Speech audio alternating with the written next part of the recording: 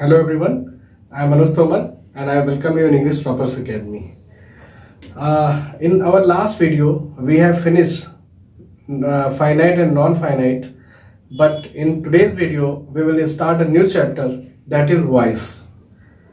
Actually, in English language, we can make sentences in two different types, active and passive. ठीक है, तो इसको पहले हम समझते हैं. Tenses we have already done, so I would request my students or friends to go and watch all the episodes of tenses, by which you can understand. If you watch those episodes, you will be easily able to understand the concept of voice. तो start करते हैं. Voice क्या है, किस तरह से काम करता है. तो देखिए, बेसिकली जो हमारा वॉइस है वो इस तरह से, ये हमारा एक चैप्टर है. ठीक है, ये हमारा एक चैप्टर है वॉइस. और वॉइस जो है उसके दो पार्ट्स हमारे होते हैं. तो हम समझ लेते हैं कॉन्सेप्ट. एक हमारा बेसिक जो कॉन्सेप्ट है समझाने का, वो चार्ट मेथड है. हम इसका यूज इंग्लिश में करते हैं. चार्ट में सारी चीजें आपको क्लियर हो जाती हैं आसानी से, इसलिए इसका यूज हम करते हैं. ठीक है, तो देखिए, एक तो हमारा वॉइस, तो ये टॉपिक हो गया. और इसका पहला जो पार्ट है वो होता है एक्टिव वॉइस. ये आपका हो गया. और इसी का जो सेकंड पार्ट है वो होता है पैसिव वॉइस.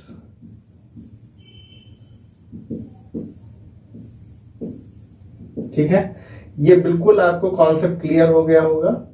ठीक है, ये हमारा एक्टिव हो गया और ये हो गया पैसिव. तो इसके जो वॉइस है, इसके दो पार्ट होते हैं. ये चीज आपको क्लियर हो गई होगी काफी हद तक. ठीक है, आप देखिए एक्टिव क्या होता है और पैसिव क्या होता है. ठीक है, तो एक्टिव जो होता है हमारा, वो सब्जेक्ट से शुरू होता है. ठीक है, यहां पे हमारा जो सब्जेक्ट है, यानी कि we give importance to subject when we start any sentence using active voice method. Active voice में हम सब्जेक्ट को एम्फसाइज करते हैं.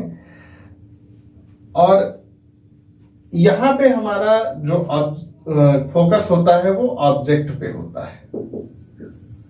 ठीक है, ये हमारा ऑब्जेक्ट है और इसके ऊपर ही हम फोकस करते हैं. ठीक है, तो दोनों में आप समझ लीजिए डिफरेंस क्या है. ठीक है, यहां पे एक्टिव को और यहां पे ऑब्जेक्ट को हम इंपॉर्टेंस देते हैं. तो एक एक सेंटेंस हम पहले देखते हैं, फिर आगे बात करेंगे. ठीक है, यहां पे इसको हम ड्रॉ कर देते हैं. एक एग्जांपल हम देखेंगे एक्टिव का. दिखाई दे रहा है. जैसे देखिए, राम राइट्स अ लेटर. ठीक है, राम राइट्स अ लेटर. ठीक है, तो यहां पे देखिए, सब्जेक्ट को हमने कहा कि we give importance to subject. तो राम इज अवर सब्जेक्ट. ठीक है, ये हमारा वर्ब है, ये आर्टिकल है, और जो लेटर है वो हमारा ऑब्जेक्ट है. यहां के हिसाब से हम बात करेंगे. ठीक है, अब ये दोनों एक साथ ही आते हैं. जब भी आएंगे तो ये हमारा टोटल, आप समझ लीजिए कि ये हमारा ऑब्जेक्ट है. आर्टिकल और ऑब्जेक्ट एक साथ ही आते हैं, तो इनको हम ऑब्जेक्ट भी मान सकते हैं. और हमने यही लिख लिया यहाँ पे, अ लेटर. ठीक है, ये यहां पे लिख लिया गया. अब देखिए वर्ब, तो यहां पे तो जब एक्टिव में हम प्रेजेंट इंडेफिनिट का यूज हम यहां पे कर रहे हैं, तो यहां पे एस और ईएस कॉन्सेप्ट हमारा फॉलो होता है. तो यहां पे हो जाता है इज, आर, एम. तो चूंकि सब्जेक्ट ऑब्जेक्ट हमारा क्या है, ये सिंगुलर है, तो यहां पे इज हो जाएगा. Letter is, a letter is. और वर्ब की थर्ड फॉर्म ही आती है. ये तो आपको बहुत ही आसान लगेगा क्योंकि पैसिव में थर्ड फॉर्म ही यूज करते हैं और कोई करते ही नहीं। A letter is written by Ram, ये आपका एक सेंटेंस बन गया। अब देखिए एक मोटा मोटा कॉन्सेप्ट आप समझिए कि जो हमारा ऑब्जेक्ट है वही हमारा क्या बन जाता है। यहाँ पे इसको चाहे ऑब्जेक्ट आप कहिए चाहे पैसिव सब्जेक्ट कह लीजिए, दोनों चीज एक ही है। चाहे इसको ऑब्जेक्ट कहिए या फिर पैसिव सब्जेक्ट, इसको आप पैसिव सब्जेक्ट भी कह सकते हैं। पैसिव दोनों नाम से इसको जाना जाता है, ठीक है। अब यहां पे इज आर एम था, इज आर एम। अब आप कहेंगे सर इसमें तो इज लगाया है, तो ये सिंगुलर है तो इज है, प्लूरल होगा अगर यहाँ पे तो आर हो जाएगा, आई होता तो एम हो जाता। वर्ब की थर्ड फॉर्म आपको लिखनी ही है और बाय सब्जेक्ट, ठीक है। ये हमारा फार्मूला हो गया। अब इसका जो है फार्मूला वो क्या है, सब्जेक्ट प्लस V1 S और ES प्लस ऑब्जेक्ट, ये हमारा इसका फार्मूला हो गया, ठीक है। तो ये बेसिक आपको एक कॉन्सेप्ट क्लियर हो गया होगा कि हमें क्या क्या चीजें सीखनी है। हमें सीखनी है कि एक्टिव में सब्जेक्ट क्या होता है, कहां से शुरुआत होती है, हमको पता चल गया। पैसिव में ऑब्जेक्ट का क्या इंपॉर्टेंस है, या ऑब्जेक्ट का एक और नाम होता है पैसिव सब्जेक्ट, वो क्या है, ठीक है। तो ये आपको चीजें काफी हद तक क्लियर हो गई होंगी, ठीक है। अब हम देखते हैं एक और सेंटेंस देखेंगे एग्जांपल में, जिससे कि आपको लगभग सारी चीजें क्लियर हो जाए।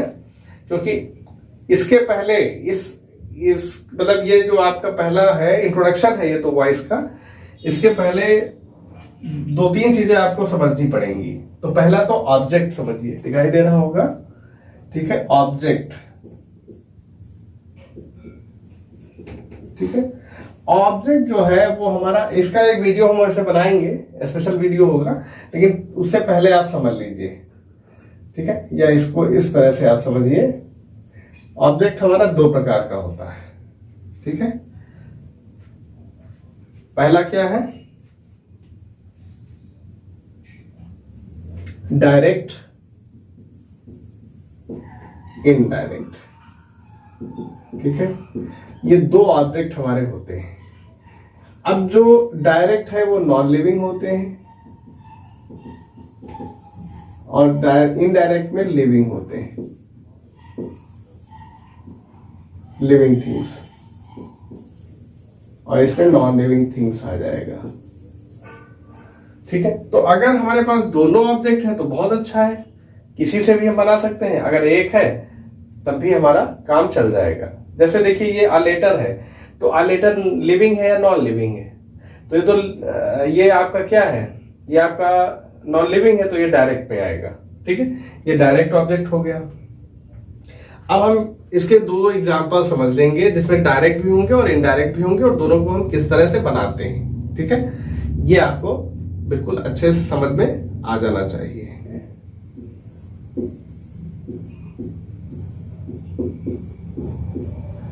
ठीक है। ऑब्जेक्ट जो है बेसिकली हमारा 2 प्रकार का होता है, ठीक है।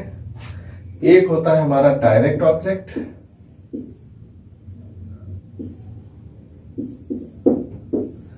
This is called direct object, and the second one is indirect object,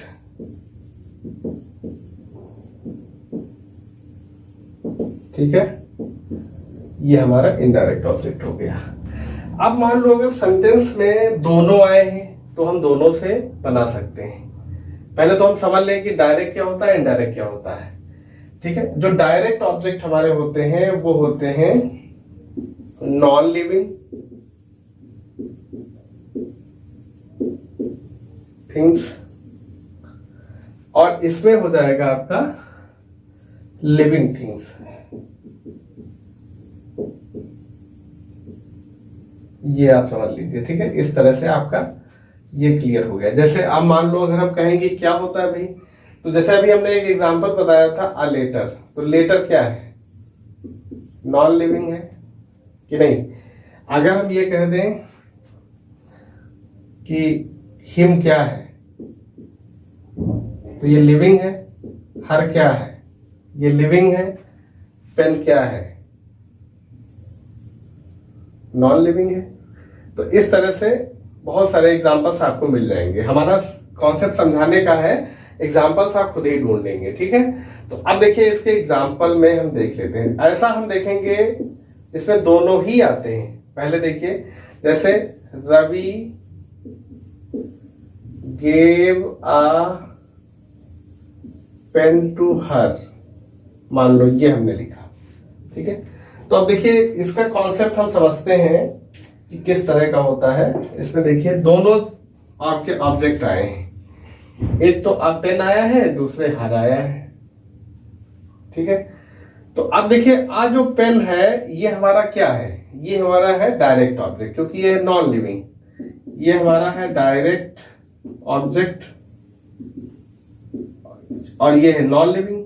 और हर क्या है, ये है लिविंग, तो ये हमारा है इनडायरेक्ट ऑब्जेक्ट। समझ में आ रहा होगा, बहुत ही बेसिक चीजें हैं, बहुत ही अच्छे से आपको बताई जा रही हैं, ठीक है। बिल्कुल क्लियर हो गया होगा, ठीक है कॉन्सेप्ट। अब देखिए दोनों से हम बना सकते हैं पैसिव इसका। दोनों से कैसे, तो सबसे पहले तो हमारा डायरेक्ट आया है तो इसे हम बना लेते हैं। तो देखिए ये हमारा ऑब्जेक्ट है, तो इसको सबसे पहले हम लिखेंगे, तो आ पेन बना लेंगे हम, आ पेन। अब गेव है तो सेकेंड फॉर्म है, यहां पे वॉज लगेगा, आ पेन वॉज। अब गिव का थर्ड फॉर्म क्या होगा, गिवन, ठीक है। टू हर ऐड कर लेंगे, बाई रवि, दिखाई दे रहा होगा, ठीक है। अब pen was given to her by Ravi, तो ये तो हमारा पहला देखिए बन गया। ये हमने बना लिया किससे, डायरेक्ट ऑब्जेक्ट वाला। अगर हम इनडायरेक्ट में बनाते हैं, इनडायरेक्ट ऑब्जेक्ट में, तो देखिए हर को कन्वर्ट करना पड़ेगा। हर क्या है, हर तो शी हो जाएगा। She was given a pen, she was given a pen, ठीक है, by Ravi. She was given a pen by Ravi. तो यहां पे देखिए कॉन्सेप्ट आपका बिल्कुल क्लियर हो गया होगा, चीजें बिल्कुल आपको समझ में आ गई होंगी कि यहां पे देखिए शी जो है वो क्या था, वो हर है, हर को शी में कन्वर्ट कर लिया गया, ठीक है, क्योंकि हमारा जो इनडायरेक्ट ऑब्जेक्ट है वो बदलता है काफी हद तक, ठीक है।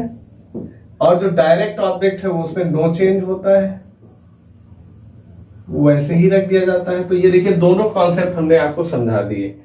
तो ये एक वीडियो हमारा एक वैसे आएगा ऑब्जेक्ट से रिलेटेड चीजें उसमें आपको देखने को मिलेंगी, लेकिन आप ये समझिए कि एक हमारा ब्रीफ इंट्रोडक्शन टू वॉइस हो गया, ठीक है।